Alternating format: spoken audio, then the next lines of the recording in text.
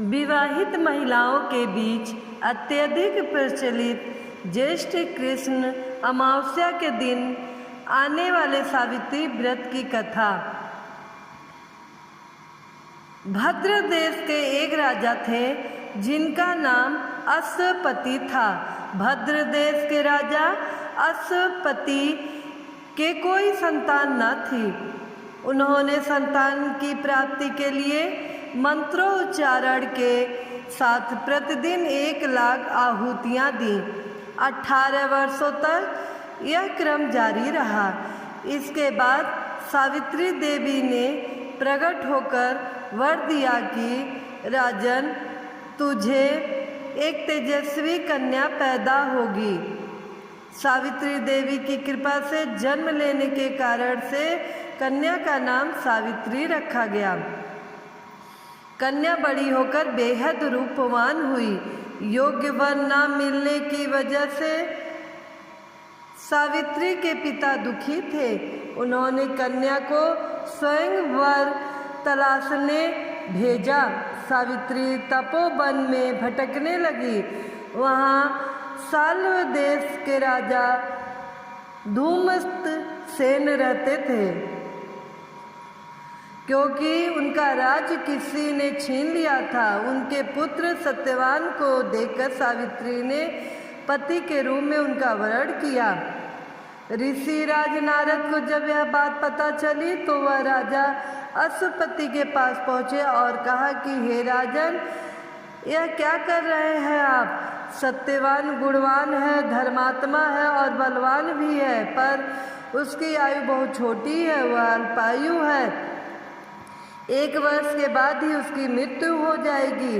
ऋषि राज नारद की बात सुनकर राजा अश्वपति घोर चिंता में डूब गए। सावित्री ने उनसे कारण पूछा तो राजा ने कहा, पुत्री, तुमने जिस राजकुमार को अपने वर के रूप में चुना है वह अल्पायु है।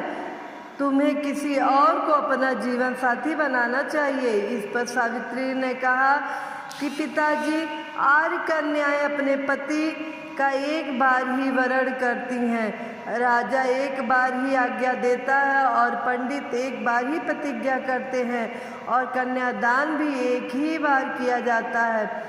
सावित्री हट करने लगी और बोली, मैं सत्यवान से ही विवाह करूंगी। राजा अश्वपति ने सावित्री का विवाह सत्यवान से कर दिया। सावित्री अपने ससुराल पहुँचते ही सास ससुर की सेवा करने लगी। समय बीतता चला गया। नारद मुनि ने सावित्री को पहले ही सत्यवान की मृत्यु के दिन के बारे में बता दिया था। वह दिन जैसे जैसे करीब आने लगा, सावित्री अधीर होने लगी। उन्होंने 3 दिन पहले से ही उपवास शुरू कर दिया। नारद मुनि द्वारा कथित निश्चित तिथि पर पितरों का पूजन किया। हर दिन की तरह सत्यवान उस दिन भी लकड़ी काटने जंगल चले गए। साथ में सावित्री भी गई।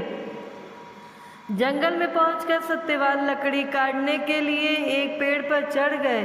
तभी उसके सिर में तेज दर्द होने लगा। दर्द से व्याकुल सत्यवान पेड़ से नीचे उतर गए। सावित्री अपना भविष्य समझ गई। सत्यवान के सिर को गोद में रखकर सावित्री सत्यवान का सिर सहलाने लगी। तभी वहाँ यमराज आते दिखे। यमराज अपने साथ सत्यवान को ले जाने लगे। सावित्री भी उनके पीछे पीछे चल पड़ी। यमराज ने सावित्री को समझाने की कोशिश की कि यही विधि का विधान है, लेकिन सावित्री नहीं मानी। सावित्री की निष्ठा और पति परायणता को देखकर यमराज ने सावित्री से कहा कि हे देवी, तुम धन्य हो, तुम मुझसे कोई भी वरदान मांगो।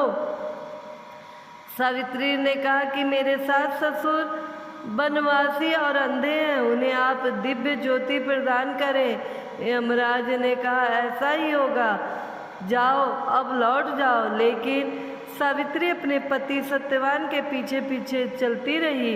यमराज ने कहा, देवी, तुम वापस जाओ। सावित्री ने कहा, भगवान, मुझे अपने पति देव के पीछे पीछे चलने में कोई परेशानी नहीं है। पति के पीछे चलना मेरा कर्तव्य है। यह सुनकर उन्होंने फिर से उसे एक और वर मांगने के लिए कहा।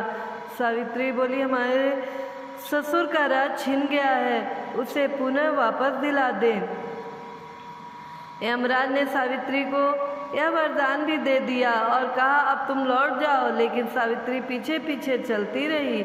यमराज ने सावित्री को तीसरा वरदान मांगने को कहा। इस पर सावित्री ने 100 संतानों और सौभाग्य का वरदान मांगा। यमराज ने इसका वरदान भी सावित्री को दे दिया। सावित्री ने यमराज से कहा कि प्रभु, मैं एक पतिव्रता पत्नी हूँ और आपने मुझे पुत्रवती होने का आशीर्वाद दिया है। यह सुनकर यमराज को सत्यवान के प्राण छोड़ने पड़े। यमराज अंतर्ध्यान हो गए और सावित्री उसी वट वृक्ष के पास आ गई जहाँ उसके पति का मृत शरीर पड़ा था। सत्यवान जीवंत हो गया और दोनों खुशी खुशी अपने राज की ओर चल पड़े। दोनों जब घर पहुँचे तो देखा कि माता पिता को दिव्य ज्योति प्राप्त हो गई है। इस प्रकार सावित्री सत्यवान चिरकाल तक राज्य सुख भोगते रहे। अतः पतिव्रता सावित्री के अनुरूप ही प्रथम अपने सास ससुर का उचित पूजन करने के साथ ही अन्य विधियों को प्रारंभ करें।